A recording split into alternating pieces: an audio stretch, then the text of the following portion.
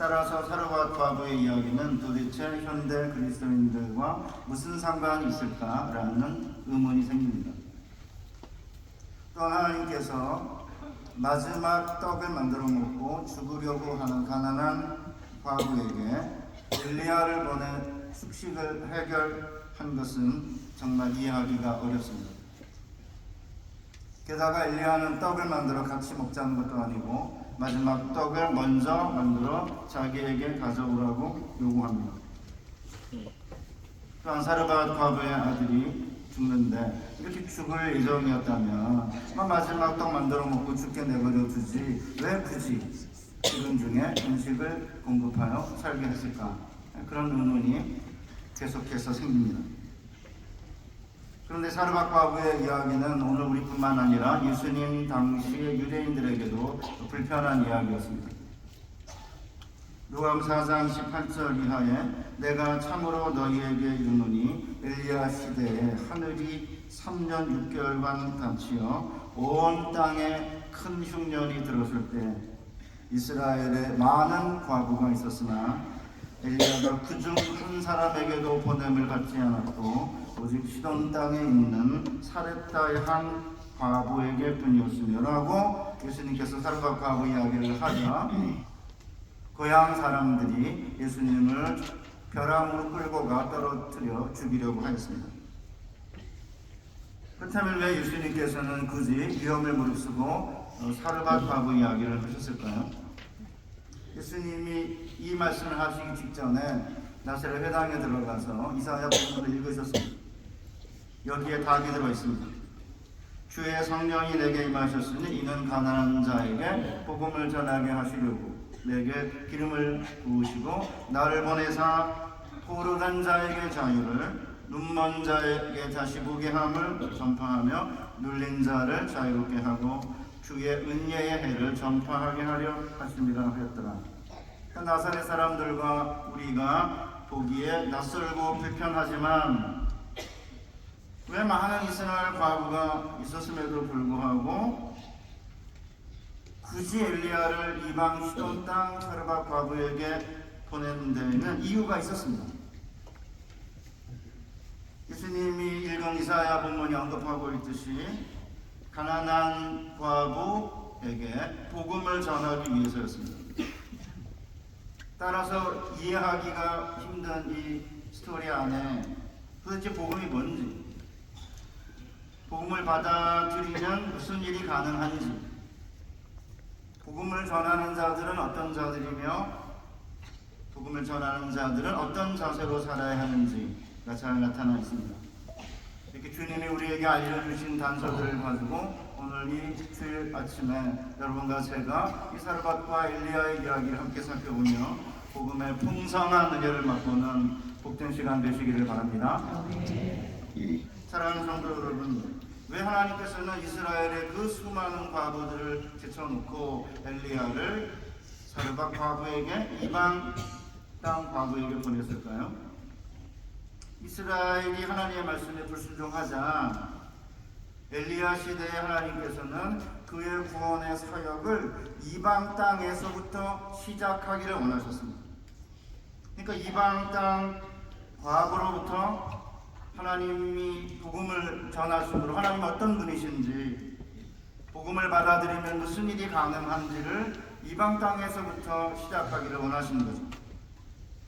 우리가 다 아는 대로 이스라엘이 바알을 숭배하니까 엘리야가 여호와의 살아계심을 걸고 자신의 말이 없으면 비가 내리지 않을 것이라고 맹세했습니다. 이 엘리야의 맹세 때문에 이스라엘과 시돈 땅이 3년 반 동안 큰 흉년을 만났습니다. 그러니까 이제 아합 왕이 엘리야를 보고 이스라엘을 괴롭게 하는 자라고 비난합니다. 엘리야는 정반대로 말하죠. 내가 이스라엘을 괴롭힌 것이 아니라 당신과 당신의 아비집이 괴롭게 하였으니 이는 당신이 여호와의 명령을 버렸고 당신이 바알들을 쫓았습니다. 그러니까 이제 농경사회에서는 비를 관장한다고 주장하는 바알신이 국가 경제가 가장 중요하니까 아합 왕이 시돈왕의 딸 이세벨을 아내로 삼고 바알 숭배를 이스라엘 안에 깊숙이 들여온 것입니다. 이것이 이스라엘을 괴롭힌 가장 궁극적인 원인이었습니다. 사랑하는 성도 여러분, 오늘도 크게 상황은 달라지지 않았습니다. 정치 지도자들은 여당과 야당으로 나뉘어서 서로 국민을 괴롭히는 자들이라고 비난합니다. 선거 때가 되면은 문제는 경제야, 이 바보야. 그러면서 자기들이 정권을 잡으면 인생이 달라질 것이라고 말합니다. 해방 이후에 여러 번 정권이 바뀌었음에도 불구하고 국민들은 바뀌어도 크게 달라지는 게 없다라며 힘들어하고 있습니다. 이런 상황에서 우리 그리스도인들은 정치 권력의 지형 변화에 그렇게 민감하게 반응할 필요가 없습니다. 무엇이 진정 우리를 괴롭게 하는 것인지 영적으로 분별하면서 우리에게 맡겨진 사명, 즉 한국 시민으로 국민들의 생명과 재산을 보호할 뿐 아니라 천국 시민으로 복음을 전하며 부활 소망을 잃지 않고 경건하게 사는 일에 최선을 다해야 합니다. 이 사명을 잘 감당하려면 엘리야처럼 우선 자기가 누구인지에 대한 분명한 인식이 있어야 됩니다. 17장 6절에 보면 길르앗에 우거하는 자 중에 디셉 사람 엘리야가 아합에게 말하되 내가 섬기는 이스라엘의 하나님 여호와께서 살아계심을 두고 맹세하노니 내 말이 없으면 수년 동안 비도 이슬도 있지 아니하리라 라고 했습니다. 내가 섬기는 여호와라는 표현은 엘리야가 직접 이야기를 하고 있는 건데 직역하면 내가 그 앞에 서 있는 여호와 이렇게 번역할 수 있습니다. 그러니까 엘리야는 자신이 여호와 앞에 서 있는 사람이라는 인식을 갖고 있었던 거죠. 그러면 여호와 앞에 선 사람이란 무슨 의미일까요? 우선 여호와 앞에 선다는 것은 죽을 수도 있는 위험한 일임을 주목해야 합니다. 블레셋의 법궤를 빼앗긴 다음에 법궤가 돌아오니까 베세메세 사람들이 궤를 열어보다가 여호와께서 괄호 열고 5만 괄호 닫고 70명을 죽이셨습니다. 어떤 사본은 5만 70이고 어떤 사본은 이제 70인데 5만 70은 너무 크니까 이제 괄호로 이렇게 묶은 것입니다. 그리고는 이 베세메세 사람들이 이 거룩하신 하나님 여호와 앞에 누가 능히 서리요라고 부르짖은 것입니다. 그러니까 거룩하신 여호와 앞에 선다는 것은 아주 위험한 일입니다. 그러나 동시에 하나님 앞에 선다는 것은 하나님께 나아가서 하늘의 능력을 받을 수 있는 강력한 권세가 있는 존재임을 보여줍니다. 따라서 직무상 여호와를 섬기는 역할을 한 제사장을 제외하고는 엘리야 이전에 여호와 앞에 섰다라고 하는 인물은 딱 둘, 아브라함과 모세가 유일합니다. 그러니까 이제 엘리야는 아브라함과 모세 다음으로 이렇게 하나님 앞에 선 자였기에 하나님의 사심을 가리켜 맹세하며 기도할 수 있는 권세가 있었어요. 그러니까 이제 여러분 앞뒤 아무 언급이 없어요. 그냥 디셉사라 엘리야라고만 소개를 한 다음에 느닷없이 등장해가지고 하나님의 음성을 들었다든지 하나님의 계시를 받다 그런 언급이 없이 그냥 여호와의 사심을 가리켜 내가 맹세하는데 내 말이 없으면 하나님의 말이 아니에요. 내 말이 없으면 수년 동안 비도 이슬도 있지 아니하리라고 맹세한 것입니다. 그런데 실제로 하늘이 닫혀서 3년 반 동안 비가 오지 않아요. 그런데 정말 놀라운 건 신약시대에는 세례받은 모든 신자들이 하나님 앞에 선 왕같은 제사장이라고 성경은 우리에게 가르쳐주고 있습니다. 요한계시록 5장 10절에 그들 성도들로 우리 하나님 앞에서 나라와 제사장들을 삼으셨으니 그들이 땅에서 왕노를 하리로다.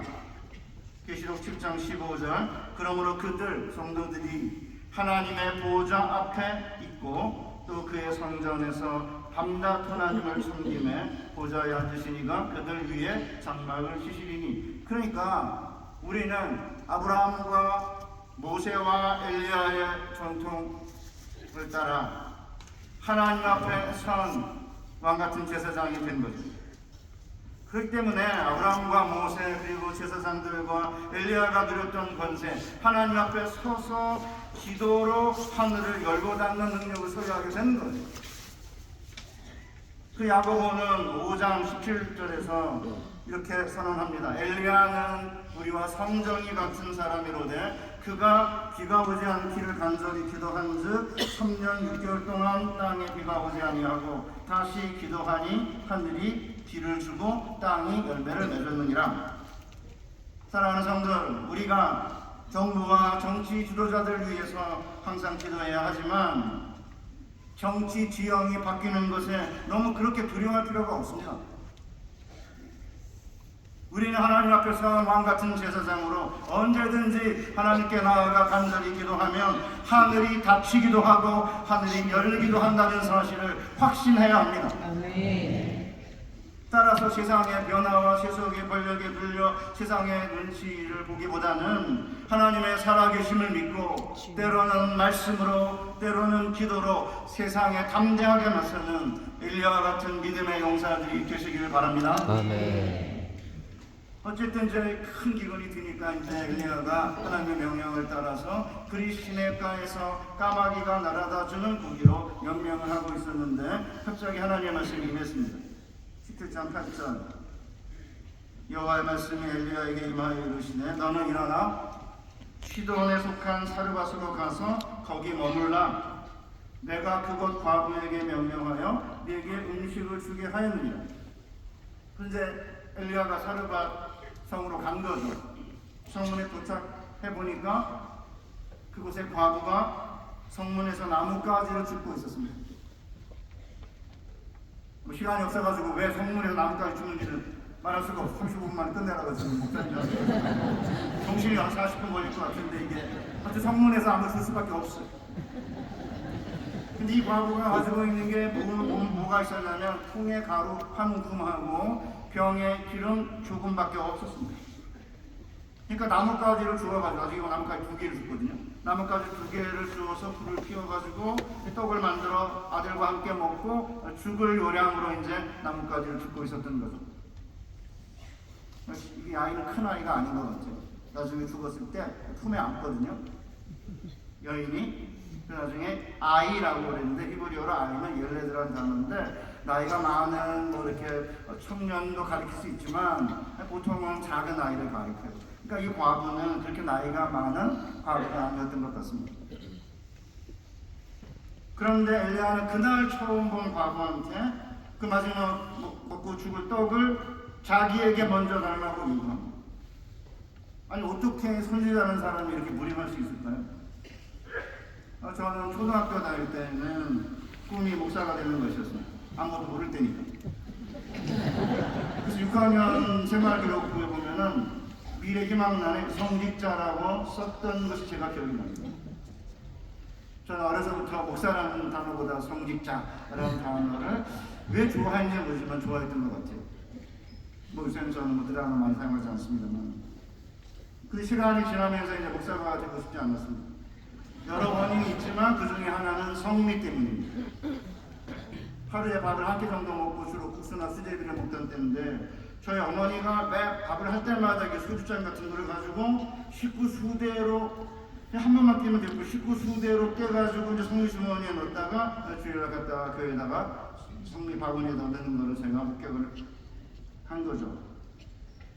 그때 저는 왜 목사님들은 가난한 자들의 쌀을 가져가는지 이해할 수가 없었습니다. 사실상 목사님이 성미를 거둔 게 아니잖아요. 사례비를 제대로 줄 수 없었던 한국 초대교회가 특별히 경제력이 없는 이제 여성도들이 부인들이 자발적으로 목회자의 생계를 책임지려고 시작한 일이기 때문에 교회 사학자들은 이 성미가 자립교회의 전통이 되면서 한국교회의 자랑 중에 하나다 이렇게 말합니다. 게다가 성미는 목회자가 성도님들의 경제적 상황을 직관적으로 알 수 있는 이렇게 말씀하셨어요. 누가복음 10장 3절 이하에 갈지어다 내가 너희를 보냄이 어린 양을 이리 가운데로 보낸 것 같도다. 전대나 배낭이나 신발을 가지지 말며 길에서 아무에게도 고난하지 말며 어느 집에 들어가든지 먼저 말하되 이 집이 평안할지어다 하라. 만일 평안을 받을 사람이 거기 있으면 너희 평안이 그에게 머물 것이요 그렇지 않으면 평안이 너희에게로 돌아오리라. 그 집에 유하며 주는 것을 먹고 마시라. 일꾼이 그 삭을 받는 것이 마땅하니라. 이 집에서 저 집으로 옮기지 말라. 그러니까 전대, 배낭, 신발 이런 가지지 말라는 것은 예수님의 12제자와 마찬가지로 오직 하나님만 의지하며 믿음으로 살라. 그러면서 복음을 전하라. 이런 뜻입니다. 동양에서는 특별히 이렇게 문안 인사를 할 때 말을 많이 하고 시간이 오래 걸리니까 쓸데없이 그런 시간 소비하지 말고 문안하지 말라. 복음을 전하는 게 중요하니까 어느 집에 들어가든지 먼저 이 집이 평안할지어다 하라 라고 지시하신 거예요. 평안을 전하는 것, 이게 복음입니다. 여기서 말하는 평안은 정서적인 안정이나 편안한 감정을 이야기하는 게 아니에요.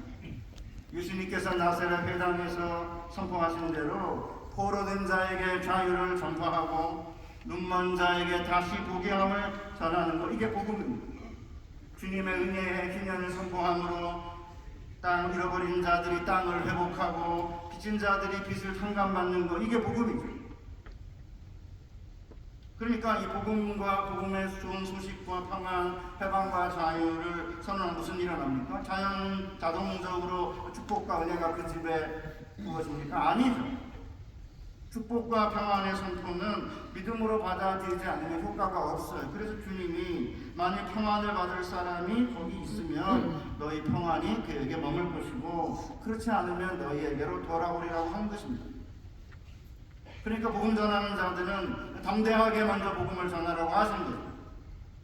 그 후에 주님은 복음을 전하는 자들이 어떻게 음식과 숙소를 해결해야 하는지 알려주셨습니다. 그 집에 유하며 주는 것을 먹고 마시라. 일꾼이 그 삭을 받는 게 마땅하니라. 이 집에서 저 집으로 옮기지 말라. 그러니까 음식이 고급이든 아니면 그렇지 않든 상관하지 말고 그냥 그 집에 유하며 함께 먹고 마시라는 거죠. 예수님의 제자들은, 복음 사역자들은 사역의 결과 복음을 받는 자들로부터 묵을 거처와 음식을 공급받을 자격이 있다. 그러나 이런 자격은 묵을 거처와 음식을 선택할 수 있는 자유를 포함하는 게 아니라는 거예요. 그러니까 이 집에서 저 집으로 옮기지 말라는 거죠. 더 나은 잠자리, 더 좋은 음식을 위해 다른 집으로 옮겨서는 안 된다는 것입니다. 한마디로 복음 사역을 더 나은 삶의 수단으로 이용해서는 안 된다는 거죠. 그러니까 하나님께서 이제 엘리야를 사르밧 도시의 가장 가난한 과부에게 보냅니다. 선택할 여지가 없을 거예요. 그러니까 이제 과부를 보자마자 문안 인사도 않고 그냥 먼저 두려워하지 말라 이렇게 복음을 전해요. 17장 13절 엘리야가 그에게 이르되 두려워하지 말고 가서 내 말대로 하려니와 먼저 그것으로 나를 위하여 작은 떡 한 개를 만들어 내게로 가져오고 그 후에 너와 내 아들을 위하여 만들라. 두려워하지 말라. 이게 엘리야가 사르밧 과부의 집에 던진 복음의 소식이죠. 두려워하지 말라. 하늘이 닫혀가지고 비가 내리지 않아도 한 움큼의 가루와 기름 조금밖에 남지 않았어도 두려워하지 말라. 어떤 상황에서도 두려워하지 말라. 하나님의 사람 엘리야가 준 권면, 이게 복음인 거죠. 그런데 복음의 요구가 있어요. 그것은 복음을 전하는 자와 복음을 받는 자가 좋은 것을 함께 나누는 거죠. 이 좋은 것이라는 말은 뭐 비싼 거 하나 이런 얘기 하는 게 아니에요. 선한 것을, 삶을 함께 나누라는 거죠. 그래서 이제 엘리야가 먼저 자신에게 떡을 만들어 가져오라고 요구를 한 것입니다. 그럼 사르밧 과부가 이 복음의 선언과 엘리야의 요구에 어떤 반응을 보였을까요? 사르밧 과부는 엘리야의 말대로 순종했다. 이렇게 성경 기자는 적고 있습니다. 그 도대체 이 과부는 아들과 함께 마지막 떡을 만들어 먹고 죽으려고 했던 그 밀가루와 기름을 가지고 왜 먼저 엘리야에게 떡을 만들어 주었을까요? 어떤 사람들은 과부의 순종이 매우 가벼운 순종이었다고 말합니다. 사르밧의 과부의 순종이 그렇게 힘든 것이었나? 사실 아무것도 아닌 매우 가벼운 순종이다. 한 끼 먹고 죽으나 안 먹고 죽으나 무슨 차이가 있는데. 저는 어떻게 성경을 이렇게 자기 마음대로 해석하는 마음 편한 사람은 그냥 유튜브 들어보면 그냥 자기 마음대로 떠들어. 성경은 정식으로 부름받은 하나님의 사람들에 의해 교회에서 선포될 때 하나님의 말씀의 설교는 하나님의 말씀이 된다는 것이기 때문에 아무렇게나 해석하면 안 되고요. 교회의 전통에 의해서 하나님의 말씀 객관적으로 우리가 모두 알고 있는 하나님의 말씀에 근거해가지고 해석을 해야지. 이렇게 자기 멋대로 해석하면 어떡해요? 저는 안 줄 겁니다. 어차피 한 번 먹고 죽을 거니까 다른 사람 주고 그렇게 할 수 있다고요? 우리 속담에 먹고 죽은 귀신이 뜯어줍니다. 어차피 죽을 거라도 먹고 죽자 그거 아니에요. 우리 그 조상들이 바보니까 마지막 남은 거니까 이거 하나 먹고 이제 아들과 함께 이제 죽을 거라고 했는데 그걸 달라고요? 준다고요? 매우 쉬운 심정이라고요? 어차피 먹고 죽을 거니까? 성경 기자는 이 사르밧 과부의 순종이 매우 쉬운 순종이 같다고 하지 않아요. 왜냐하면 떡을 만들어 가지고 오라고 엘리야가 이제 요구할 때 앞에 뒤에 두 번 반복해요. 뭐를 반복하냐면 하나님이 전한 약속이 있거든요. 이스라엘의 하나님 여호와의 말씀이 나 여호와가 비를 지면에 내리는 날까지 그 통에 가루가 떨어지지 아니하고 그 병의 기름이 없어지지 아니하리라 하셨느니라. 그가 가서 엘리야의 말대로 하였더니 그와 엘리야와 그의 식구가 여러 날 먹었으나 여호와께서 엘리야를 통하여 하신 말씀같이 통의 가루가 떨어지지 아니하고 병의 기름이 없어지지 아니한다. 이스라엘 하나님 여호와의 말씀대로 됐다는 걸 두 번 강조하잖아요. 아니 성경 어떻게 읽길래? 사랑의 교인이 아닌 것 같아요. 개종을 안 받아가지고 그냥 자기 멋대로 해석하는 사람들인 것 같아요. 아니 앞뒤 문맥을 봐야 될 거 아니에요. 그 어떻게 그게 가능했느냐? 여호와의 말씀, 여호와의 약속을 받아들인 거예요. 그래서 먹고 죽으리라고 하고 지금 남까지 2개를 주었는데 그걸 먼저 달라고 하니까 그 약속의 말씀을 믿고 엘리야에게 떡을 먼저 만들어 갖다 주는 것입니다. 그러니까 엘리야와 사르밧 과부의 이야기는 이 말도 안 되는 과부한테 가서 뭐 달라고 그러고 뭐 그런 이야기처럼 들리니까 이제 바깥에 있는 사람들이 교회를 비난하고 할 때 뭐 이런 거 가지고 많이 사용하는데 성경의 깊은 원리와 복음이 뭔지를 모르는 인간들이 하는 이야기입니다.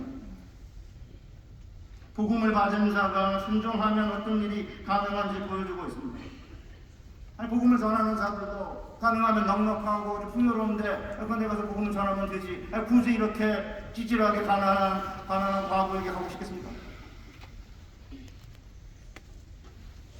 그러니까 엘리야를 통해 복음을 받은 가난한 사르밧 과부는 엘리야의 말대로 순종했더니 이스라엘의 하나님이 누구인지를 알게 되고 복음을 받아들일 때 무엇이 가능한지를 온몸으로 경험하게 된 거죠. 하늘이 닫혔어도 통의 가루와 병의 기름을 공급하는 살아계신 하나님이 누구인지 알게 된 것입니다.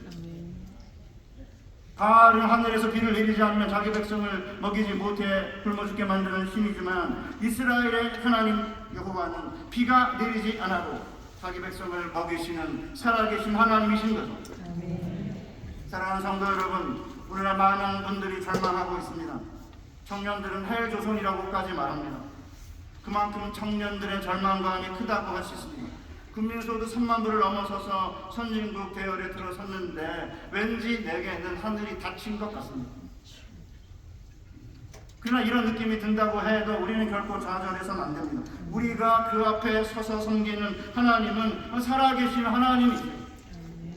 하늘이 닫힌 것처럼 보여도 자기 백성을 직접 먹이시는 하늘 아버지이십니다. 그분이 우리에게 말씀하세요. 두려워하지 마라. 이것이 우리의 삶을 관통하는 가장 큰 원동력으로 삼아 승리하는 여러분과 제가 되시길 바랍니다. 그리고 집안의 형편에 따라 좋은 것을 함께 나누며 복음을 전하는 자들을 부끄럽게 만들지 마시기를 바랍니다. 복음을 전하는 자들이 복음을 받는 자들과 함께 좋은 것을 나눌 때, 복음을 받는 자들이 복음을 전하는 자들과 함께 좋은 걸 나눌 때 하늘이 닫혔어도 병의 기름과 통의 가루가 마르지 아니하는 기적을 맛보게 되는 거예요. 그러니까 이게 그냥 아무 맥락 없이 그냥 기도하면 통의 병이 기름이 줄어들지 않고 통의 가루가 없어지지 않는 그런 얘기가 아니고요. 지금 말씀을 전하고 받고 말씀에 순종하고 말씀을 전하고 이런 관계 속에서 일어나는 일인데, 이런 문맥이 다 사라지고 나서 그냥 문맥과 상관없이 이제 해석을 하니까 뭐 온갖 말도 안 되는 해석을 늘어놓고 있는 거고, 그런 해석은 우리의 교회 역사에서 한 번도 검증되지 않은 것입니다. 그러니까 한국 초대교회 목회자들과 성도들이 삶을 나눌 때 그동안 경험했던 기적인 거고요. 그래서 우리가 세상에 나가 복음을 전할 때도 세상 사람들과 삶을 나누며 온갖 좋은 것을 나눌 때 결국 복음이 전파된다는 핵심 원리 아닙니까? 그런데 하늘이 닫힌 큰 기분 중에도 하나님의 초월적인 능력을 경험을 살 수 있었던 사르밧 과부 집에 갑자기 문제가 생겼어요.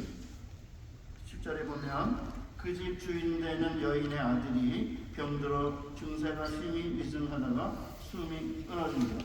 병이 들어 위중해 가는 가운데 엘리야가 계속 있었던 것 같아요. 아들이 죽는 순간에도 엘리야가 별 소용이 없었던 것처럼 보입니다. 그러니까 이제 과부가 엘리야에게 나와 이렇게 울부짖습니다. 하나님의 사람이여, 당신이 나와 더불어 무슨 상관이 있기로 내게 오셨나이까? 내 죄를 생각나게 하고 또 내 아들을 죽게 하십니까? 내 죄란 이게 무엇을 의미하는 것일까요? 어떤 해석자들은 엘리야와 과부 사이에 부적절한 일이 있었기 때문에 과부가 죄를 이야기하는 것으로, 현대 드라마와 영화에 익숙한 사람들이 성경을 읽을 때도 의심에 해석하고 그래. 성경 읽을 때는요, 특별히 성경이 명시적으로 언급하지 않는 한 이런 식으로 유치한 상상을 해서는 안 되고요. 죄송합니다만 유튜브 가운데 나오는 상당히 많은 해석은 과장되고 과격하고 선정적이래야 보니까 이게 말도 안 되는 유치한 상상을 쓰고 나가지고 해석해요. 여호수아에 나오는 가나안 정복은 정복 전쟁이 아니다. 뭐 말도 안 되는 소리가 되죠. 정복 전쟁이 아닌 뭐예요? 고고학을 보니까 아니다. 저는 정말 제가 구약을 공부하는 사람인데 성경은 하나님의 계시고 이 하나님의 계시의 말씀을 듣고 순종하고 이 말씀을 대변해야지 자기가 변호하고 자기가 왜 검증하죠? 구약 선생이라는 사람이 그 짓을 하고 있습니다. 그러니까 이제 이 과부의 죄가 뭔지 성경 본문에 없어요. 아마도 우리가 이제 재앙에 당할 때 경험하는 것처럼 무슨 죄가 구체적인 재앙의 원인인지 몰랐을 가능성도 있습니다. 그냥 내가 죄가 많은 존재니까 혹시 그런 게 아닌가 막연하게 생각할 수 있고요. 아마도 사르밧 과부는 하나님의 사람이 자기 집에 머무니까 하나님이 유심히 볼 거 아니에요? 하나님의 사람이 있는 집을? 뭐 그 집에 하나님의 사람이 없었으면 그냥 지나갈 텐데 당신이 우리 집에 와서 오고 하니까 하나님이 이렇게 보다가 이 여인이 죄가 있네? 이래가지고 내 아들을 죽인 게 아니냐 그런 생각할 수 있는 거죠. 그러니까 도대체 나와 당신 무슨 관련이 있기에 우리 집에 와서 내 죄를 생각나게 하고 아들을 죽이려 하십니까? 라고 하는 거죠. 엘리야는 사르밧 과부가 죄를 의논하면서 울부짖는 것에 대해 어떤 해명도 하지 않고요. 아들을 달라고 한 다음에 여인의 품에서 받아서 취해서 자기가 거처하는 다락방으로 올라갑니다. 그래서 취하다, 받다, 데려가다 뭐 이런 동사하고 올라가다라는 동사가 두 개가 쓰였는데 이게 엘리야의 승천 이야기에 똑같이 나옵니다. 열왕기하 2장 1절 3절에 보면 여호와께서 회오리 바람으로 엘리야를 하늘로 올리고자 하실 때 베델에 있는 선지자의 제자들이 엘리사에게 나와 그에게 이르되 여호와께서 오늘 당신의 선생을 당신의 머리 위로 데려가실 줄 아시나이까 하니 이르되 나도 또한 하노니 너희는 잠잠하라 하니라. 그러니까 엘리야가 과부의 품에서 취하는 것과 하나님이 엘리야를 취하시는 게 같은 동사입니다. 엘리야가 과부의 아들을 데리고 다락방으로 올라간 것과 하나님께서 엘리야를 하늘로 올리신 것은 같은 동사입니다. 엘리야가 다락방에 올라가서 두 번 기도해요. 우선 왜 내가 우거하는 집 과부에게 재앙을 내리셨느냐 이렇게 질문합니다. 아니, 하나님의 사람이 머무는 곳에 재앙을 내신 축복을 그리고 죽음 대신 생명을 하사하셔야 되는 거 아니에요? 자기에게 떡과 물을 숙소를 제공한 과부에게 어떻게 재앙을 낼 수 있습니까? 이렇게 이제 과부의 입장에서 과부의 마음을 공감하면서 하나님께 기도를 드립니다. 그리고는 죽은 아들을 위해 두 번째로 기도합니다. 두 번째 기도를 하기에 앞서서 엘리야가 세 번 죽은 아이 몸 위에 엎드려요. 이렇게 몸 전체의 접촉을 통해 가지고 육체 전체의 생명을 전달하는 것처럼 보인다고 이제 학자들은 말하는데, 수넴 여인 아들을 제자인 엘리사가 죽었을 때로 동일하게 죽은 아이 위에 올라 엎드리는 자세를 취하거든요. 열왕기하 4장 32절 35절에 엘리사가 집에 들어가 보니 아이가 죽었는데 자기 침상에 눕혔는지라. 엘리사가 여호와께 기도하고 아이 위에 올라 엎드려 자기 입을 그의 입에, 자기 눈을 그의 눈에, 자기 손을 그의 손에 대고 그의 몸에 엎드리니 아이의 살이 차차 따뜻하더라. 엘리사가 내려서 집 안에서 한 번 이리저리 다니고 다시 아이 위에 올라 엎드리니 아이가 7번 재채기하고 눈을 뜨는지라. 그러니까 이제 엘리야도 똑같이 엘리사처럼 눈과 그 다음에 입과 손을 이렇게 저쪽 했는지 모르지만 세 번 아이 위에 엎드린 건 분명합니다. 그리고는 내 하나님 여호와여, 원컨대 이 아이의 손으로 그의 몸에 돌아오게 하옵소서 라고 했더니 여호와께서 어떤 반응을 보이셨어요? 여호와께서 엘리야의 소리를 들으심으로 22절 그 아이의 혼이 몸으로 돌아오고 살아난지라. 여호와께서는 죄에 대해 언급하지 않으십니다. 과부가 죄를 회개해야 아들 살려준다 조건 다시지 않았어요. 그냥 여호와께서 엘리야의 소리를 들으심으로 아이가 살아났다, 이 전부입니다. 그리고 이게 복음입니다.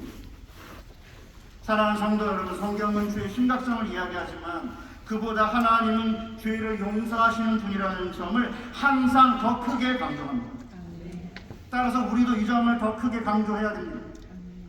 실제로 엘리야 스토리는 죄도 언급하지만 의인의 기도가 얼마나 역사하는 힘이 큰지, 여호와께서는 죽은 자를 살리시는 부활의 능력이 있는지를 강조하고 있는 거죠. 그래서 야고보 사도는 5장 15절에서 믿음의 기도는 병든 자를 구원하리니 주께서 그를 일으키시라. 혹시 죄를 범했을지라도 사하심을 받으리라. 혹시란 단어에 주목하셔야 돼요. 혹시 죄를 범해 병이 생겼다고 해도 걱정하지 말라는 거예요. 왜냐하면 믿음의 기도는 죄 용서를 받게 할 뿐만 아니라 병 고침까지 받게 해준다는 것입니다. 모든 병이 죄 때문에 생기는 건 아니에요. 그러나 병과 고난이 집안에 아니면 내게 생겼을 때 자신을 돌아보고 내가 죄를 졌구나라고 생각할 수 있습니다. 이때 죄책감으로 좌절하고 낙망할 필요가 없는 거고, 내 죄 때문에 아들이 죽었구나 그렇게 낙망하고 좌절할 필요가 없다는 거예요. 혹시 죄를 짓더라도 용서하시는 하나님이 계시기 때문에 좌절하거나 절망하지 말라고 야고보 기자는 우리에게 권면합니다. 야고보 5장 16절에 그러므로 너희 죄를 서로 고백하며 병이 낫기를 위하여 서로 기도하라. 의인의 간구는 역사하는 힘이 크니라. 사랑하는 우리 사랑의 성도 여러분, 자신의 죄가 있는지 돌아보면서 주님께 고백하고 기도하면 하나님께서는 우리 죄를 사하시고 우리의 병을 낫게 해주십니다. 그러니까 죄를 끊임없이 강조하고 죄를 지적하면 사람들을 낙심하게 만들고, 그리고 나서 거기서부터 뭔가 돈을 요구하고 구원을 요구하고 이런 사람들 조심하세요. 죄를 지적하지만 그 죄보다 더 크신 하나님의 용서를 이야기하고 주님 앞에 나와 기도하면 하나님이 우리의 죄를 사하실 뿐만 아니라 우리의 병도 고쳐주신다라는 사실을 믿고 나와 기도할 때 하나님께서는 우리의 병도 고쳐주시고 우리의 죄도 용서하시는 것입니다. 이것이 정통교회가 주장하는 것이고 이것이 정통교회가 이야기하는 가장 중요한 신학이에요. 그러니까 막 유튜브 이런 거 보지 마세요. 무슨 치유 이런 거 이야기하는 분들 계시는데 그런 분들 보지 마세요. 성경 읽고 주님 앞에 나아가 기도하면 우리의 죄가 혹시 있다 해도, 없을 수도 있지만 혹시 있다 해도 하나님께서 우리의 죄를 용서하시고 우리 죄를 주께서 사하여 주시고 우리의 병을 낫게 해주신다는 것입니다.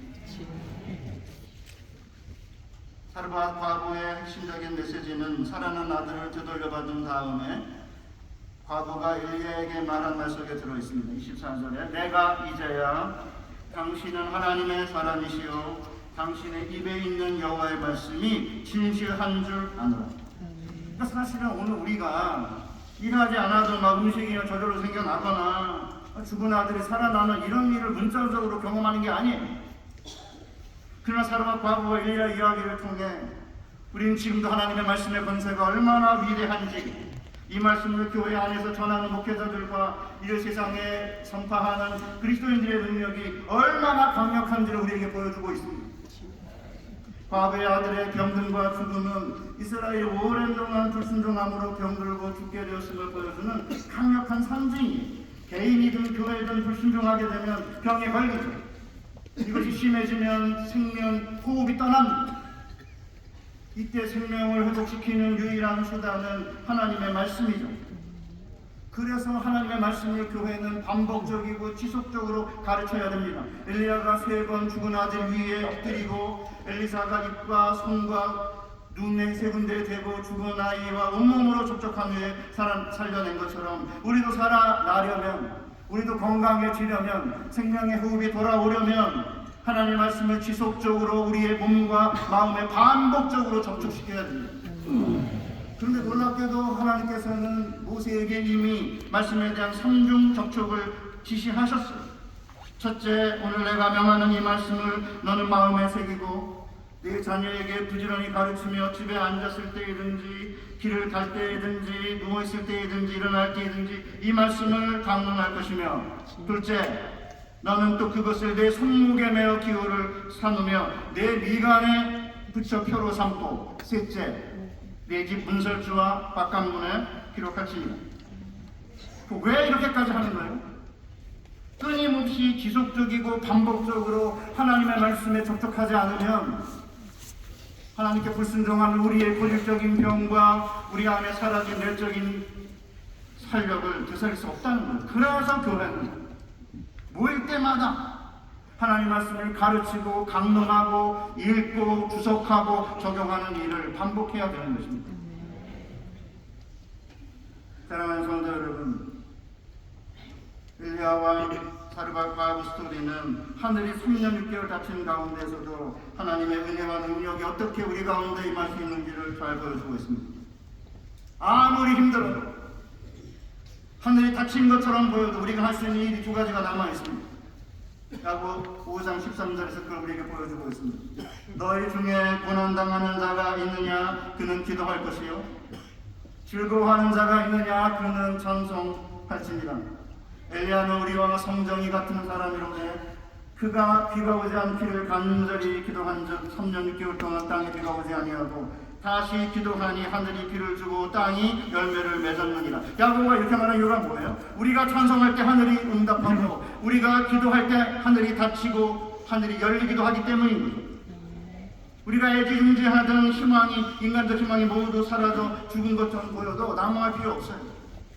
엘리야가 죽은 아이를 품에 안고 다락방에 올라가 기도한 것처럼 우리 역시 기도의 골방에 들어가 기도하면 엘리야를 하늘로 끌어오셨던 하나님께서 우리의 죽어가는 희망도 하늘 소망으로 되살려 주실 것입니다. 저는 설교를 준비하며 우리가 최근에 가장 좋아하는 찬송인 웨이메이커의 가사가 생각이 났습니다. 우리가 찬송하며 기도할 때 주님은 우리 가운데 기적을 일으키십니다. 우리가 기도하며 경배할 때 주님은 길을 만드시고 약속을 이루시며 새 일을 행하십니다. 우리가 기도하며 찬송할 때 주님은 상한 마음을 치유하시고 죄인을 돌이키시며 교회를 새롭게 하십니다. 당장은 하늘이 닫힌 것처럼 보여도 응답이 더뎌 보이고 주님을 느낄 수 없어도 주님은 멈추시지 않고 우리 위해 새 일을 행하십니다. 이렇게 되면 우리 주변에 있는 자들이 우리가 믿는 하나님은 살아계신 하나님이시고 우리는 진정한 하나님의 사람들이고 우리가 전하는 부활의 소망을 자연스레 믿게 될 것입니다. 사랑하는 성도 여러분, 오늘은 어버이 주일입니다. 부모로서 자녀에게 줄 수 있는 최고의 유산은 신앙입니다. 우리가 찬송하고 기도할 때 하늘이 닫히기도 하고 열리기도 한다는 믿음을 심어주는 것, 이것이 자녀에게 줄 수 있는 최고의 축복입니다. 남은 생에 우리가 기쁠 때 찬양하고 우리가 고난당할 때 기도함으로 하늘이 닫히기도 하고 하늘이 열리기도 하는 기적을 자녀들과 함께 경험하며 자녀들과 영원토록 하나님을 경외하는 복된 가정이 되시기를 주님의 이름으로 축복합니다. 하나님 아버지, 우리에게 주신 이 놀라운 사르밧과부의 이야기가 우리의 가슴에 남아 날마다 하나님의 말씀에 지속적으로 접촉하며 우리의 병든 영혼이 회복이 되고 우리의 사라지는 호흡이 새로운 생명의 호흡으로 팔팔 뛰게 하여 주시옵소서. 예수님의 거룩하신 이름으로 기도하옵나이다. 아멘.